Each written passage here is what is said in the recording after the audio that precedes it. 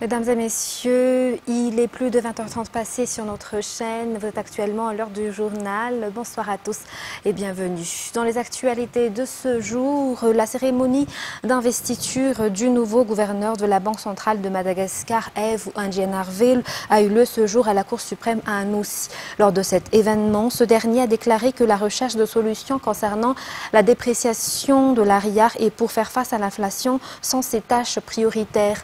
Avant d'assumer ce nouveau rôle, Eve Ndjenarville était membre du conseil d'administration du Fonds monétaire international au sein duquel il avait représenté 28 pays d'Afrique. Reportage de Oubrassam Malan et Yves Janel.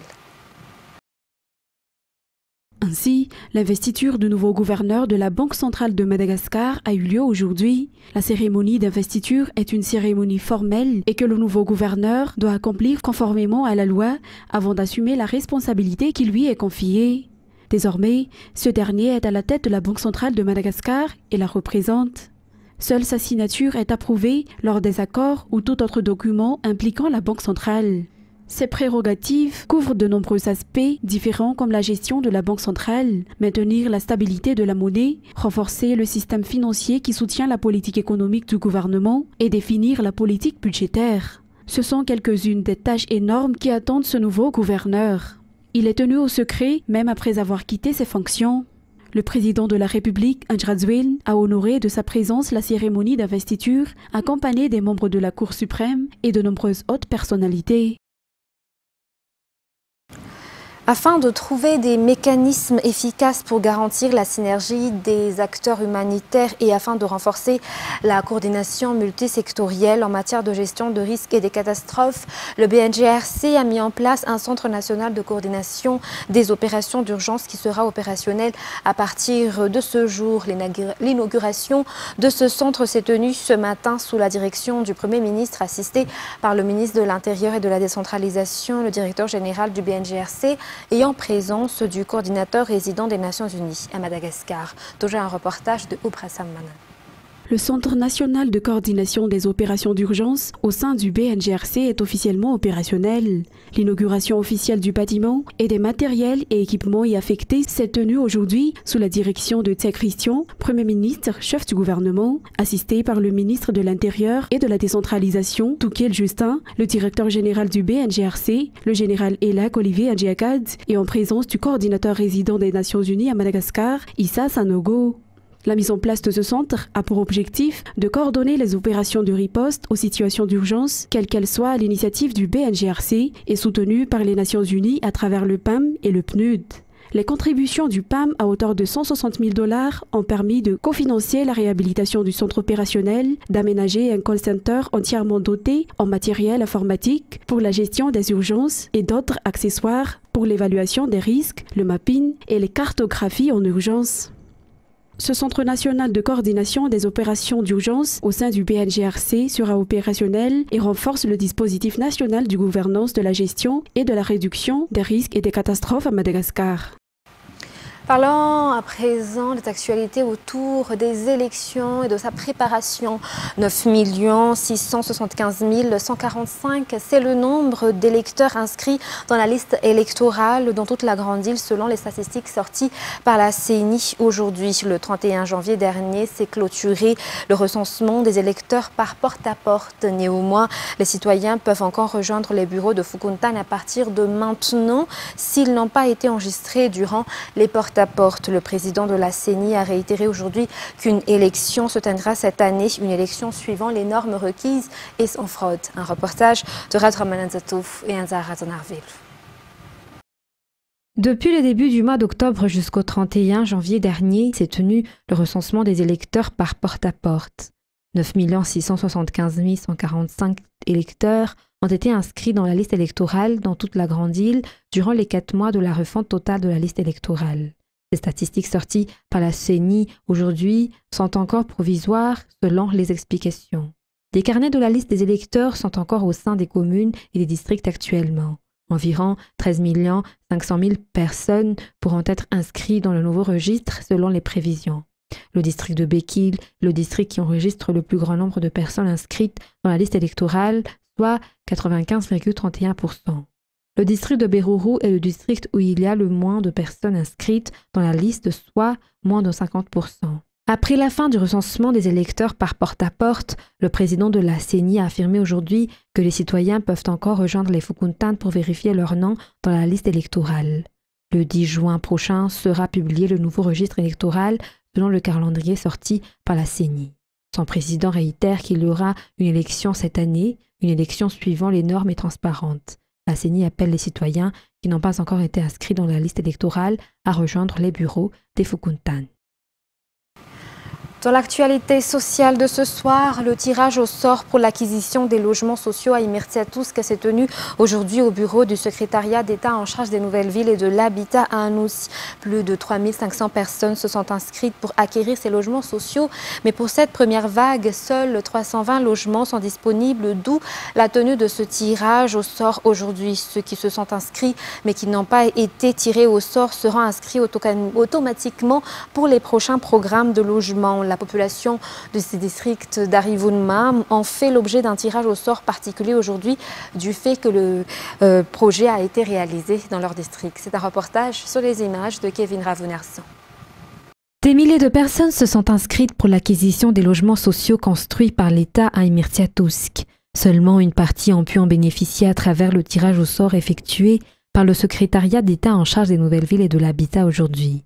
Plus de 3500 personnes se sont inscrites ici au bureau du SENVH à Anoussi. 320 logements sont disponibles à Imirtiatousk. Parmi ceux qui ont été tirés au sort, cette jeune femme, c'est dans la joie totale qu'elle nous a raconté qu'elle vit avec son frère et travaille dans le secteur privé. Ils étaient toujours locataires depuis des années, affirme-t-elle. Ce projet logement est une occasion pour eux d'avoir un domicile à leur propre nom avec le système de vente-location, car ils n'ont pas les moyens d'en construire. La plupart de ceux qui ont été tirés au sort sont dans le même cas, d'autres vivent dans la maison de leurs parents ou de leurs proches, donc pour eux ce projet présidentiel est une occasion d'acquérir une propriété et même s'ils vivaient en ville auparavant, ils pourront facilement s'adapter après le...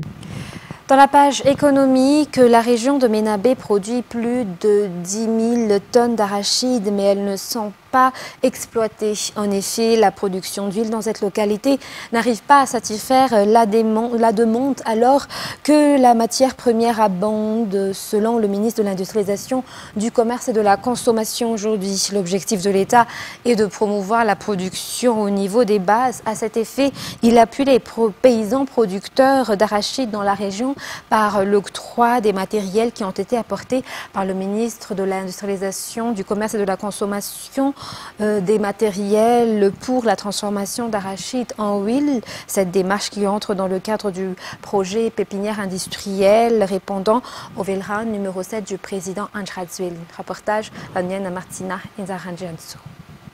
Seulement 0,6% de la production d'arachides dans la région Ménabé sont transformées en huile, soit 60 tonnes, si la région en produit plus de 10 000 tonnes par an.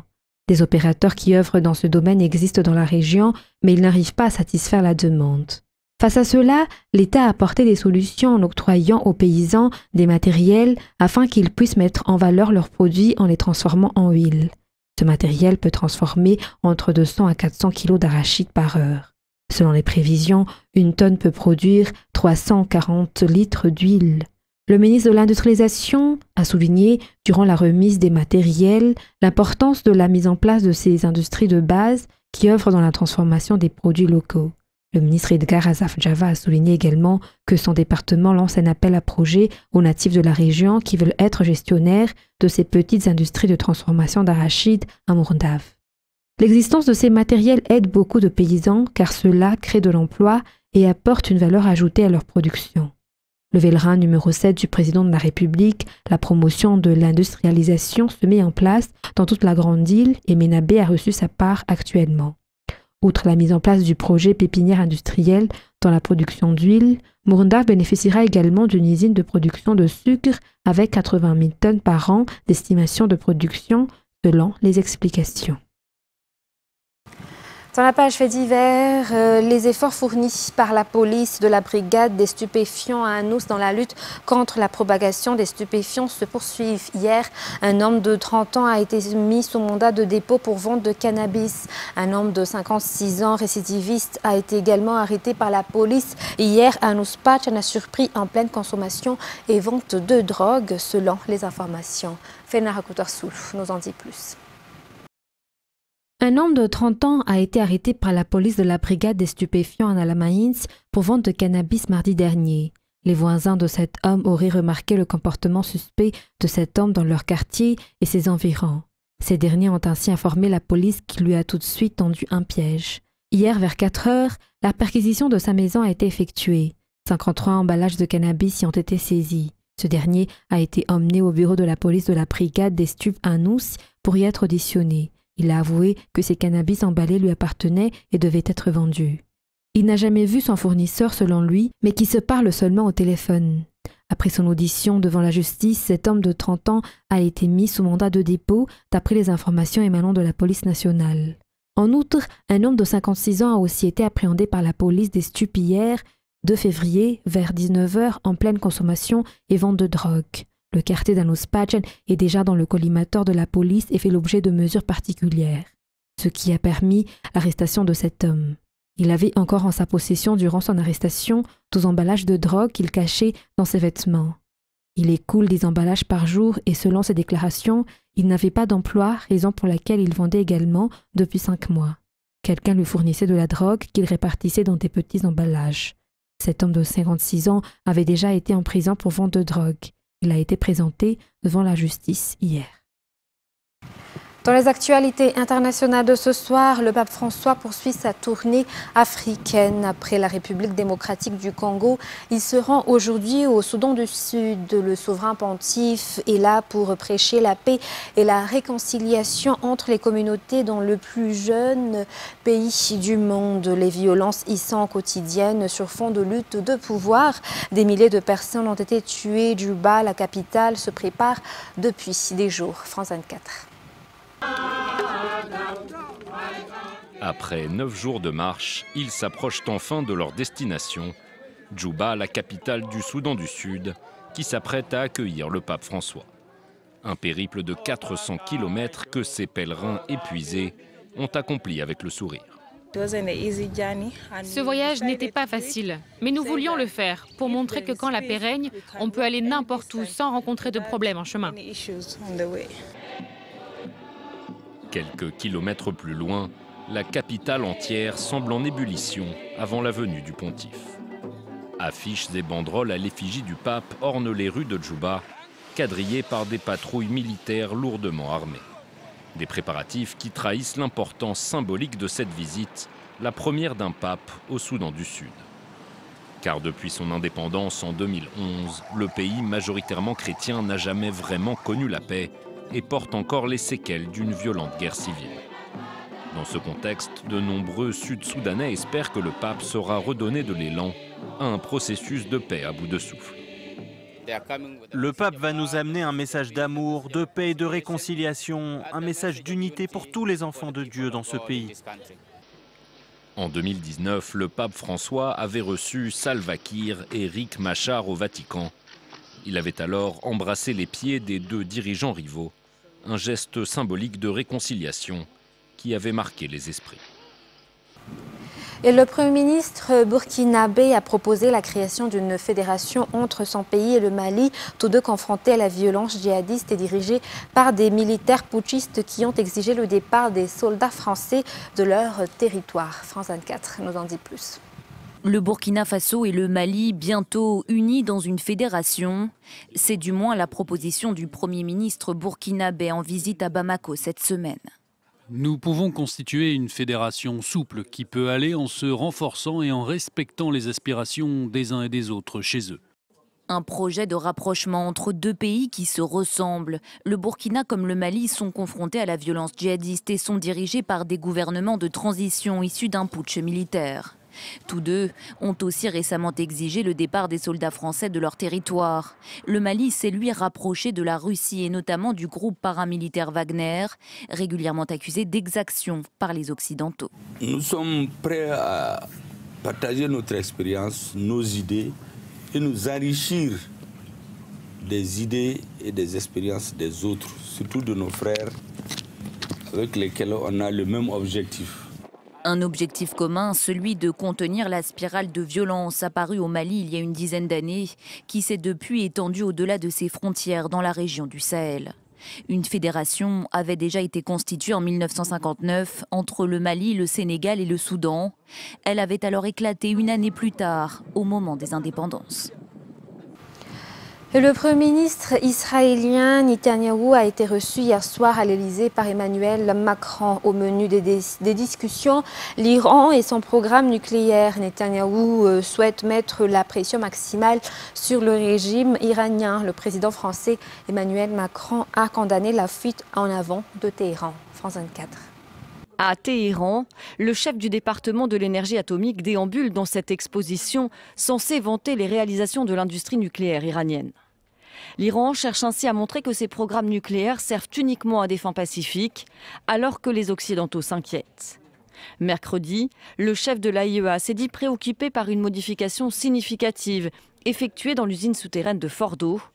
Le chef du département de l'énergie atomique évoque lui une erreur d'inattention. Lors d'une visite sur le site de Fordo, un inspecteur de l'AIEA a eu une impression qui n'était pas correcte. Et il l'a immédiatement signalé par écrit à l'agence. Nous avons envoyé notre représentant principal avec ce même inspecteur à Fordo et ils ont réalisé que leur compréhension n'était pas correcte. Des preuves vidéo et audio existent. Le site de Fordo est particulièrement surveillé depuis que l'Iran a commencé à y produire en novembre dernier de l'uranium enrichi à 60%. Ce seuil dépasse largement celui de 3,67% fixé par l'accord de 2015 entre Téhéran et les grandes puissances. Il se rapproche des 90% nécessaires pour produire une bombe atomique. Une limite qui inquiète particulièrement Israël et qui a fait se déplacer Benyamin Netanyahou à Paris pour y rencontrer Emmanuel Macron. Dans un communiqué commun, le président français et le Premier ministre israélien ont dénoncé la fuite en avant de l'Iran dans son programme nucléaire et averti qu'une poursuite sur cette trajectoire ne resterait pas sans conséquence. Dans son bras de fer avec l'Occident, Téhéran menace de se retirer du traité sur la non-prolifération des armes nucléaires et d'expulser les inspecteurs de l'AIEA de ces sites. Mesdames et messieurs, c'est la fin de ce journal. Nous vous remercions de votre attention. Sur ce, très bonne continuation et très bonne suite de programme sur Viva. Bon week-end à tous. Au revoir.